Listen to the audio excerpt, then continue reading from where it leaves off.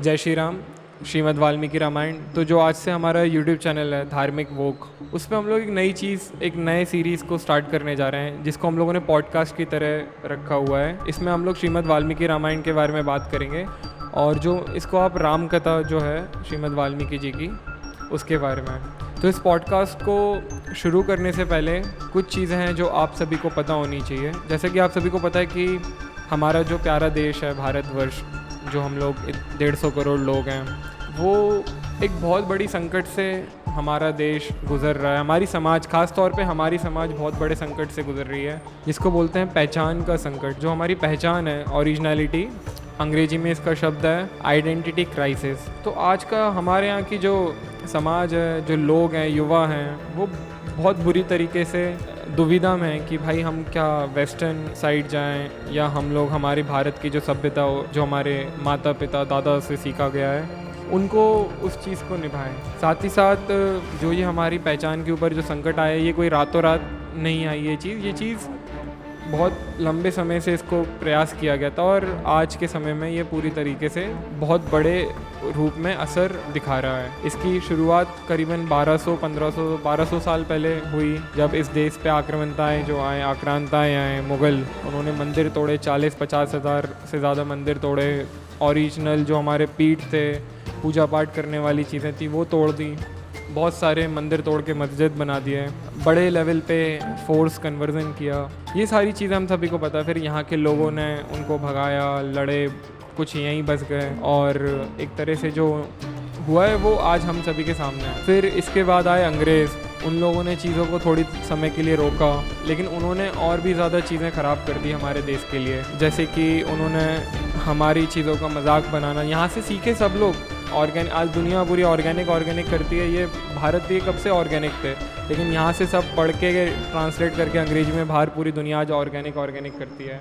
ऐसे अंग्रेज़ों ने 40 ट्रिलियन से ज़्यादा, एक रिपोर्ट मैं पढ़ रहा था, हमारे एस जयशंकर जी हैं, जो आज के ज़माने के हमारे भारतवर्ष के फॉरेन मिनिस्टर हैं। उन्होंने एक इंटरव्यू में बताया कि अंग्रेज़ों ने 40 ट्रिलियन से ज़्यादा हमारे यहाँ का सामान लूटा। 40 ट्रिलियन कितना बड़ा नंबर है, क्योंकि आज हमारी इकोनॉमी 5 ट्रिलियन टच करने के हम लोग सपने देख रहे हैं, जो 2027-29 तक होंगे, सरकारी रिपोर्ट और IMF के द्वारा जो रिपोर्ट है। उस ज़माने में अंग्रेज़ों ने 200 साल राज किया, उसमें 40 ट्रिलियन का सामान लूटा, बड़े नंबर पे लूटा। और हुआ क्या कि सारी चीज़ें फिर हमें लूटने के साथ साथ हम लोगों का मजाक भी बनाया गया, क्योंकि हम लोग पशु पक्षी प्रकृति वाले लोग थे।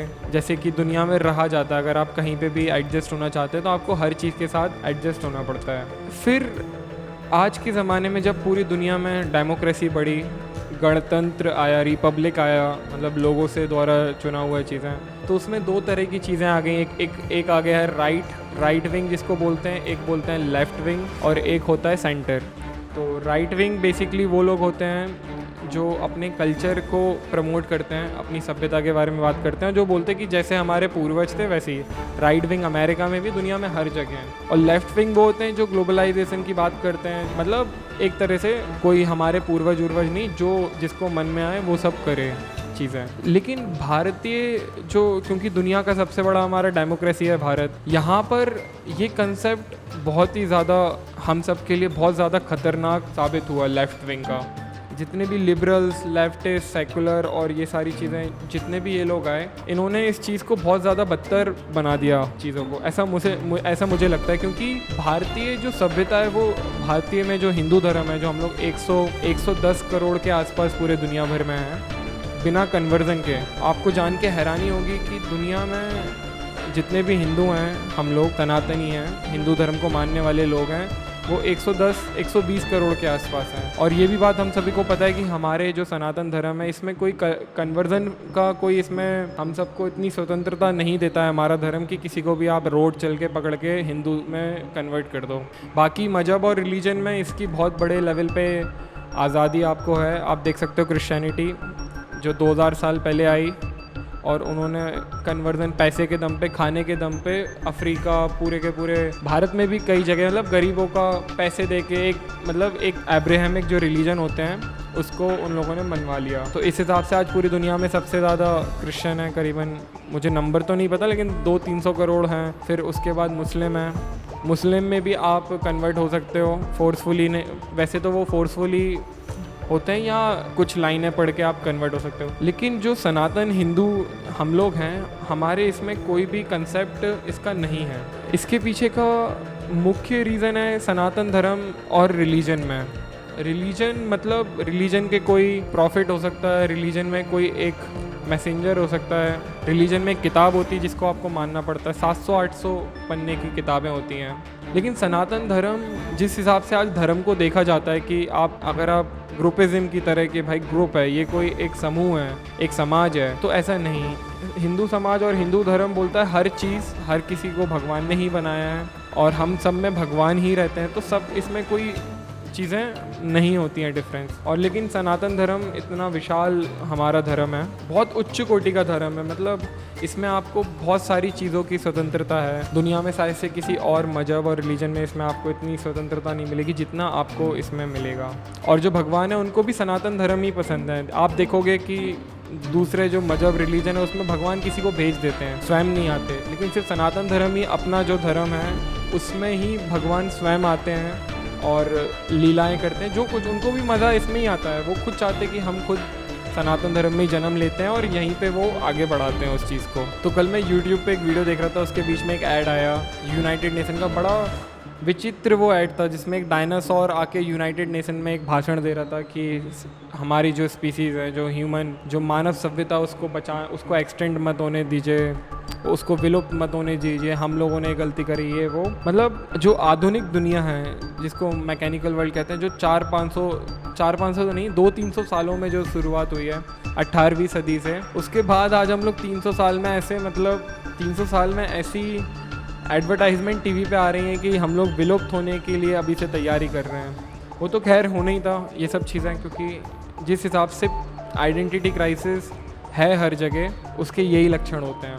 लेकिन इन सब से निपटने के लिए आपको जान के आश्चर्य होगा कि जो हमारा सनातन धर्म है वो इन सब सारी चीज़ों से निपटने के लिए, हमारे जो पूर्वज थे वो सारी चीज़ें हम पे छोड़ के गए हैं। आप देखेंगे अपनी स्कूल की किताबों में इतिहास जब पढ़ाया जाता है तो इतिहास का मतलब है 2000 साल पुरानी कोई भी चीज़ होगी, 500, 1000, 1500, 2000 साल, वही को मॉडर्न इंडिया, मॉडर्न दुनिया, पूरा विश्व उसको इतिहास मानता। उससे पहले वो बोलते हैं ये इतिहास का हमें कंफर्म नहीं है था या नहीं था। लेकिन सिर्फ सनातन धर्म, हमारा धर्म ऐसा है कि जिसमें आपको इतने सारे साक्ष्य मिल जाएंगे कि कितने पुराने हमारे सनातन धर्म है। अभी जर्मनी में एक पहाड़ है, स्टेडल नाम की गुफा है, उसमें एक मूर्ति निकली।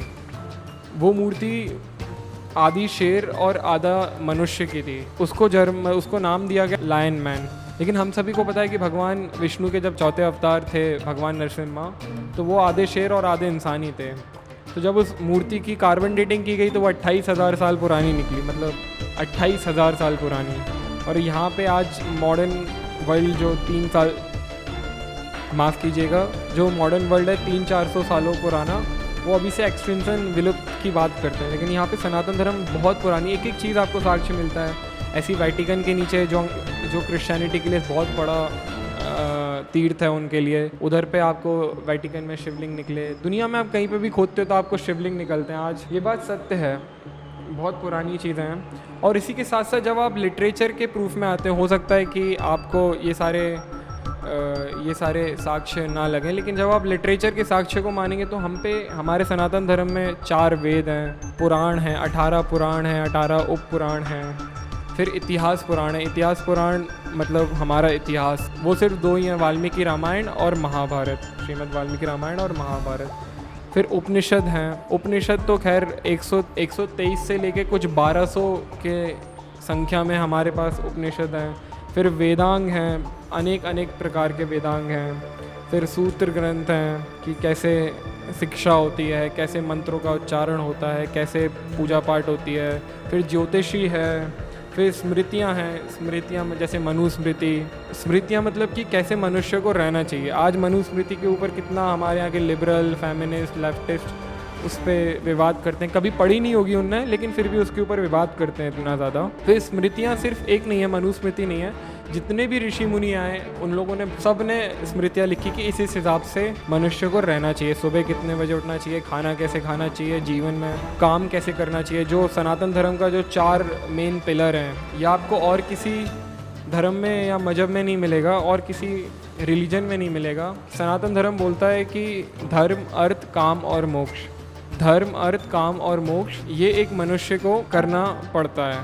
यही हमारे आज के ज़माने जैसा नहीं कि आप उठे जॉब करने गए, पैसे कमाया, पैसे कमा के वापस आए, सो गए, फिर यही पूरी ज़िंदगी आपने पैसे कमाने की चीज़ें करी। ऐसा नहीं है। सनातन धर्म इसको भी बहुत डिफाइनली बताता है कि हमारे जो उद्देश्य होते हैं, हमारा जो गोल होता है, जो वो होता है धर्म, अर्थ, काम और मोक्ष। लेकिन वेद धर्म, अर्थ, काम, धर्म मतलब किस हिसाब से हमें धर्म करना है, कैसे जीना है, कैसे धर्म की चीज़ें करनी है, उसमें मुख्यतः आ जाते हैं पंच यज्ञ वगैरह, यज्ञ और तपस्या, उसको बहुत ज़्यादा महत्व दिया गया है धर्म में। अर्थ मतलब पैसे कैसे कमाने हैं, जिस हिसाब से अर्थ जो भी चीज़ आपको अच्छी लगती है, जो भी चीज़ आपको मतलब आपने सोचा है कि मुझे ये कैरियर बनाना है, जैसे डॉक्टर बनना है, किसी को आर्किटेक्ट बनना है, किसी को कुछ भी बनना है, तो अर्थ उसमें आता है कि कैसे सही तरीके से आपको जीवन में पैसे कमाना है और जीवन आगे बढ़ाना है। काम मतलब आप उसको बोल सकते हैं आपके जो दिमागी जो आपको चाहिए, मतलब वो कुछ भी हो सकता है। किसी को ज़्यादा पैसे कमाने की इच्छा है, किसी को मतलब कोई भी एक चीज़ के पीछे जिसमें आपको सेटिस्फेक्शन मिले, दिमाग के मतलब दिमागी तौर पे अंदर से आपको सेटिस्फेक्शन मिले, वो काम होता है। और मोक्ष मतलब जब ये सारे जीवन मरण के सर्कल से आप निकल जाते हो तोड़ के वो। लेकिन देखने को मिलता है धर्म, अर्थ, काम ये आपको वेदों में मिल जाएगा। मोक्ष वाली चीज़ें शुरुआत में सनातन धर्म में नहीं थी। मोक्ष ज़्यादातर जैन धर्म, बौद्ध धर्म और बाद में जब उपनिषद आए तो उसमें मोक्ष के बारे में ही पूरा बताया गया है। लेकिन मोक्ष भी अधूरा है। अगर धर्म, अर्थ, काम आपके पास नहीं है तो मोक्ष भी आपको नहीं मिल सकता है। ऐसा थोड़ी ना कि आपको मोक्ष मिल जाएगा जब तक। तो इसकी पूरी चारों चीज़ों के बारे में आपको जानकारी होनी चाहिए। वेद में आपको धर्म, अर्थ, काम के बारे में व्याकरण मिलेगी। इतिहास पुराण जो हम लोग वाल्मीकि रामायण पढ़ने जा रहे हैं, इसमें क्योंकि ये उसी समय का ग्रंथ है। जब वेद आए थे, वेद के बाद सबसे पहला कोई ग्रंथ आया वो वाल्मीकि रामायण है। तो वाल्मीकि रामायण में भी आपको धर्म, अर्थ, काम के बारे में मिलेगा। मोक्ष के बारे में इसमें कोई जानकारी नहीं है। मोक्ष के बारे में जब महाभारत आएगी उसमें आपको चारों चीज़ें मिल जाएंगी। महाभारत बिल्कुल अभी 5000 साल पुराने की चीज़ है, जब भगवान श्री कृष्ण धरती छोड़ के गए और कलयुग लग गया। मैं एक चीज़ हमेशा हमारे जितने भी युवा आप लोग देख रहे हैं, मैं आपसे रिक्वेस्ट करूँगा कि कितना विशाल हमारा सनातन धर्म है। और एक तरफ कुछ 500, 700, 800 पन्ने की किताबों में ही पूरी दुनिया उस चीज़ को चल रही है और उस चीज़ से हम लोग भुगत भी रहे हैं। आज आप देख सकते हो कि पूरा जो मिडिल ईस्ट है किस हिसाब से बर्बाद हो चुका है। हमारे पड़ोसी पाकिस्तान, अफ़गानिस्तान जो भारत का कभी हिस्सा हुआ करते थे, बिल्कुल बर्बाद हो चुके हैं। बांग्लादेश, क्योंकि वहाँ सेकुलरिज्म थोड़ा बहुत है, हिंदू लोग वहाँ पे रहते हैं तो बचा हुआ है थोड़ा सा। जब तक सेकुलरिज्म है जब तक तो बचा हुआ है। खैर अभी तो पिछले कुछ 2 सालों से उधर पे भी बहुत हमले हो रहे हैं, मंदिर तोड़े जा रहे हैं। तो अन्यथा उसकी भी वही हालत होने वाली है। और जब आप पाश्चात्य जो वेस्टर्न हैं उनको भी आप देखोगे, उधर पे भी दूसरी तरीके की आपको समस्याएं देखने को मिलेंगी। मैं पढ़ रहा था अमेरिका के बारे में। जो लोग बोलते हैं अमेरिका बहुत ज़्यादा डेवलप देश है और बहुत अच्छा उसमें ह्यूमन डेवलपमेंट इंडेक्स है, वहाँ पे लोगों के पास बेरोज़गारी कम है, पैसा बहुत है, सरकार अमीर है, रहने सहने की अच्छी व्यवस्था है, शिक्षा की जो है व्यवस्था है, अच्छी सारी चीज़ें हैं उधर पे। लेकिन वहीं फिर मैंने एक रिपोर्ट पढ़ी कि वहाँ पे हर 10 में से 9 लोग साइकोलॉजिकली मतलब मानसिक रूप से डिप्रेशन बहुत बड़ा है वहाँ पे। डिप्रेशन और मोटापा। डिप्रेशन का तो ऐसा है कि वहाँ पे हर 10 में से 9 लोग किसी ना किसी अच्छे साइकोलॉजिस्ट से हर हफ्ते कंसल्टेशन करते हैं। और एक साइकोलॉजिकल वहाँ पे इतना ज़्यादा कंसल्टेशन कर लेता है कि जब वो घर वापस जा रहा होता है रात में, तो वो दूसरे साइकोलॉजिकल से किसी साइकोलॉजिस्ट से मिल के जाता है। तो सिर्फ भारत ही एक ऐसा देश है जहाँ पे अगर आप देखोगे, मैं अभी अयोध्या में हूँ, यहाँ पे हर चीज़ें कितनी अच्छे तरीके से। अगर आप किसी तीर्थ में जाओगे भारत में, खैर आज तो तीर्थों को भी टूरिस्ट प्लेस बना दिया है सरकार ने, तो लोग यहाँ पे अपने घूमने खाने पीने के और सैर करने के उससे आते, कोई धर्म के उससे नहीं आता। खैर फिर भी भारत अभी इन सब चीज़ों से बचा हुआ है। जिस घर में ज़्यादातर धर्म पाठ होता है उस सारी चीज़ों को, क्योंकि ये सारी चीज़ें हमारे सनातन धर्म में हैं। और एक और चीज़ मैं हमेशा जो आपको बोलना चाहता है कि आज का टेक्नोलॉजी का युग है, आज का टेक्नोलॉजी का युग है। मैं आपसे चाहूँगा कि एक बार आप गूगल पे सर्च करें एंशिएंट इंडियन डिस्कवरीज, मतलब जो हमारे पूर्वज थे उन्होंने दुनिया को क्या क्या दिया है। आप हैरान हो जाओगे। जैसे मतलब मैं पढ़ने बैठा तो पूरे पूरे के पूरे पेजेस उसमें हैं विकिपीडिया पे, आप देख सकते हो। आपको पता चलेगा भारत ने, जो हमारे पूर्वज थे, उन्होंने क्या क्या दिया। आज जब दुनिया में छोटी मोटी कोई चीज़ खोज होती है, उस पर ढिंडोरा पीट देते हैं लोग। हमारे पूर्वज जो ऋषि मुनि थे, हम सब के पूर्वज ऋषि मुनि ही हैं। जितने ऋषि मुनि आए थे शुरुआत से, उन्होंने अपने वंश को आगे बढ़ाते बढ़ाते हम सब के जो गोत्र होते हैं, कुल होता है, वो उस चीज़ के बारे में बताते हैं। हिंदू धर्म में एक मान्यता है, पहले के ज़माने में सात पुश्तों तक हम लोगों को अपना नाम याद होता था, कि जैसे मैं, मेरा नाम, मेरे दादा, पिता, परदादा, उनके पिता, ऐसे करके 7। उससे पहले 21 होता था। आज के ज़माने में तो लोगों को अपने दादा के पहले का भी नाम नहीं पता होता।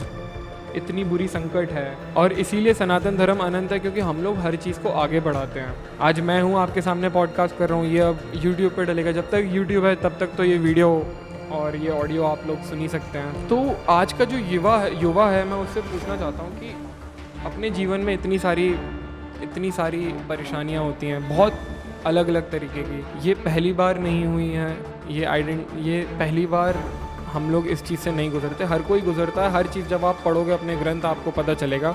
और इन सारी परेशानियों का हल भी हमारे ग्रंथों में, हमारे जो पूर्वज थे, हमारे जो परिवार वाले थे, वो अपने बच्चों के लिए, मतलब हमारे लिए छोड़ के गए हैं दुनिया के सामने। खैर, हमें पढ़ाया नहीं जाता है। जो हमारी सरकारें हैं, उनको सेकुलर बनना है, और पाश्चात्य जो सभ्यता है उसको भी हम लोगों को फॉलो करना है।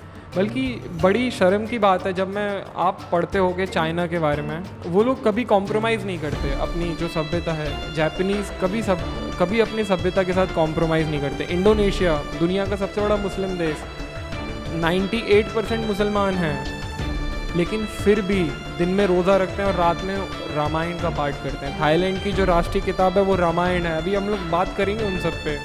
तो कोई कॉम्प्रोमाइज़ नहीं करता। रशिया है, जो उनकी सोवियत रूस थे, वो कॉम्प्रोमाइज़ नहीं करते अपने साथ। साउथ कोरिया, नॉर्थ कोरिया, कोई कॉम्प्रोमाइज़ नहीं करते। भारत, जिन्होंने सारी सभ्यताओं के पिताजी हैं हम लोग, जहाँ से सब कुछ निकला, हम लोग को कॉम्प्रोमाइज़ करना पड़ता है। आज मैं ऐसा न्यूज़ में पढ़ रहा था कि जब ज्ञानवापी जो मंदिर है, उसमें शिवलिंग निकला, तो उसके लिए भी हमें प्रूफ करना पड़ता है एक एक चीज़। बल्कि जब देश का बंटवारा हुआ था, तो उन लोगों को देश के देश मिल गया। आज पाकिस्तान में एक भी मंदिर, मतलब कितने 400-500 मंदिर तोड़ दिए, गिनती के कुछ 400-500 पूरे देश भर में मंदिर होंगे उनके। लेकिन आज हमारे यहाँ भारत में आप देखो कैसे, अगर कोई सरकार आ जाए जो अपने आप को सेकुलर बोलती है, लेफ्टिस्ट, किस हिसाब से कांग्रेस की वजह से आज हम लोगों को ये दिन देखना पड़ रहा है कि हमें भीख मांग के, वीडियोग्राफी करा के अपने मंदिर को छुटाना पड़ रहा है। तो वापस आते हैं। थोड़ा सा आज का पॉडकास्ट हमारा बड़ा हो रहा है,